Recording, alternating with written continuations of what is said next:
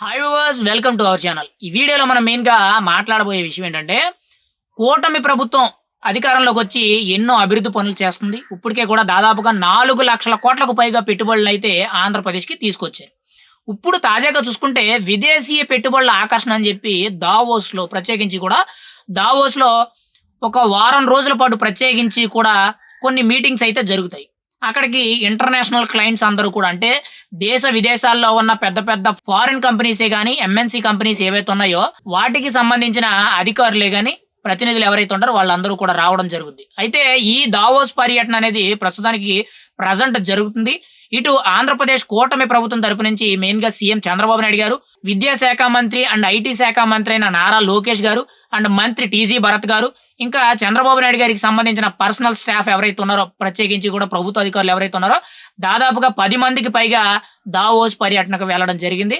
వాళ్ళందరూ కూడా దావోస్ నుంచి ఖచ్చితంగా తిరిగి వత్తే కొన్ని లక్షల కోట్ల పెట్టుబడులనేవి ఆంధ్రప్రదేశ్‌కి తీసుకురావాలనే ధ్యేయంతో చాలా బలంగా ప్రయత్నం చేయడం జరుగుతుంది. అక్కడ రోజు కూడా క్లయింట్లతో మీటింగ్ అవ్వడం జరుగుతుంది. అక్కడ చర్చలు, సంప్రదింపులు జరగడం జరుగుతుంది. కొన్ని కొన్ని సెమినార్‌లు ఇవ్వడం జరుగుతుంది.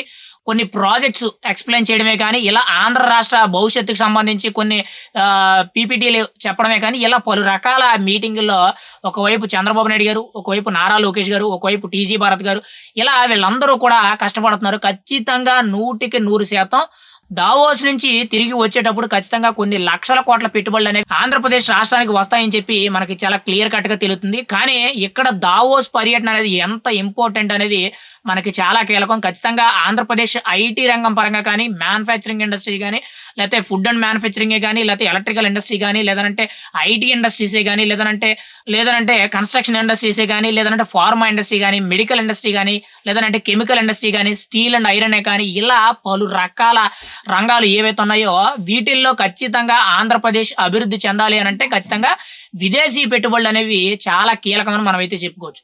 గత 5 ఏళ్ళు ఎలాగో అభివృద్ధి జరగలేదు. కనీసం దావోస్ పర్యటనకు కూడా వెళ్ళలేదు. కేవలం ఒక్కసారి మాత్రమే వెళ్లారు.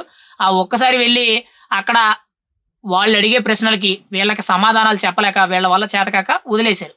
రెండో పట్టు కీలకంగా చూసుకుంటే దావోస్ పర్యటనకి అక్కడ -5 డిగ్రీల చలి ఉంటది. అక్కడికి వెళ్లి మేమేం చేయాలి అనేటట్టు కొన్ని డైలాగులు చెప్పారు తప్పితే ఎటువంటి ప్రయోజనం లేదు. యాక్చువల్లీ దావోస్ పర్యటన అనేది ఖచ్చితంగా ఒక రాష్ట్ర అభివృద్ధికి 100కి 100% కీలకంగా మారుద్దని మనం బలంగా చెప్పుకోవచ్చు. మరి గతంలో జగన్మోహన్ రెడ్డి గారు దావోస్ పర్యటనకు వెళ్ళినప్పుడు అక్కడ వాళ్ళు అడిగే ప్రశ్నలకు సమాధానాలు లేవు. మరి ఎన్ని కోట్లు పెట్టుబడి తెచ్చారనేది ఎక్కడా కూడా వివరాలు లేవు. ఏమైనా అడిగితే బొబ్బట్లు ఎంఓఏలు, లేదంటే మసాలా దినుసులు ఎంఓఏలు, ఫాస్ట్ ఫుడ్ బళ్ళు లేదా నూడిల్స్ బళ్ళు అనేటట్టు ఏవేవో చెప్పారు తప్పితే ఎటువంటి ప్రయోజనం అనేది గత 5 ఏళ్ళు కూడా అభివృద్ధి జరగలేదని మనమైతే చెప్పుకోవచ్చు. ఖచ్చితంగా ఇప్పుడు కూటమి ప్రభుత్వం వచ్చిన తర్వాత దావోస్ పర్యటనకు వెళ్ళక ముందే నారా లోకేష్ గారు ప్రత్యేకించి కూడా ఇండియాలో ఉండే పెద్ద పెద్ద కంపెనీలే గాని ఫారెన్ టూర్ ఒక 10 డేస్ ఫారెన్ టూర్‌లో అమెరికా వెళ్లి ఆయన పర్యటించడం జరిగింది. ఇలా ప్రత్యేకమైన కొన్ని మీటింగ్స్ అన్ని కండక్ట్ చేసుకొని ఈ 8 నెలల్లో 4,00,000 కోట్లకు పైగా పెట్టుబడులైతే ఆంధ్రప్రదేశ్‌కి తీసుకొచ్చారు. ఇప్పుడు మరి దావోస్ పర్యటన వెళ్లారు. ఎన్ని వేల కోట్లు, ఎన్ని లక్షల కోట్లు తీసుకొత్తారనేది చూడాలి. ఖచ్చితంగా గత ప్రభుత్వంతో పోల్చుకుంటే ఒక మెట్టు ఖచ్చితంగా ఎక్కువే ఉంటది తప్పితే ఎక్కడా కూడా తక్కువుండదు. ఎందుకనంటే ఈళ్ళు గుడ్డు పొదగాలని చెప్పలేదు. లేదనంటే -5 డిగ్రీల చలి ఉంటది. అక్కడికి వెళ్లి మనమేం చేత్తామని చెప్పి ఇలాంటి డైలాగులు చెప్పలేదు. తాడో పేడో వెళ్లి తేల్చుకుందాం. వస్తే వత్తుంది, పోతే పోతుంది. ఖచ్చితంగా మన ప్రయత్నం మనం చెయ్యాలి కాబట్టి ముందు దావోస్ వెళ్దాం.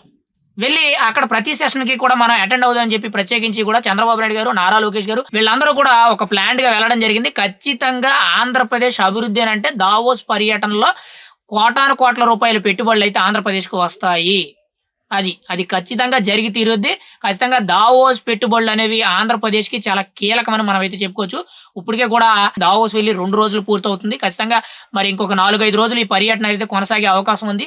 ఖచ్చితంగా ఈ దావోస్ పర్యటనలో మరి ఎన్ని వేల కోట్లు, ఎన్ని లక్షల కోట్ల పెట్టుబడులొత్తాయి.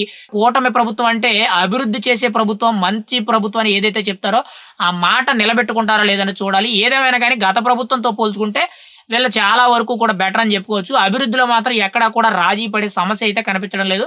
మరి ఏం జరుగుద్ది? దావోస్ పర్యటనలో ఎన్ని లక్షల కోట్లు వస్తాయనేది ఖచ్చితంగా ఆంధ్రప్రదేశ్ యువతకి గతంలో ఒక మాట ఇచ్చారు. ఏంటి అనంటే ఎన్నికల సమయంలో 5 ఏళ్లలో 20 లక్షల ఉద్యోగాలనేవి ఖచ్చితంగా ఎంప్లాయ్‌మెంట్ కల్పిస్తామని చెప్పి చెప్పడం జరిగింది. మరి 20 లక్షల ఉద్యోగాలనేవి దావోస్ పర్యటనతో ఎంతవరకు వెళ్తాయి? నిరుద్యోగ యువతకి వాళ్ళకి ఒక శుభవార్త చెప్పే విధంగా కూటమి ప్రభుత్వం అయితే అభివృద్ధి చేస్తుందా లేదని మనమైతే చూడాలి. ఖచ్చితంగా వాళ్ళతో పోల్చుకుంటే మాత్రం వీళ్ళు బెటర్. మరి ఏ విధంగా ఉంటుందనేది మనమైతే చూడాలి.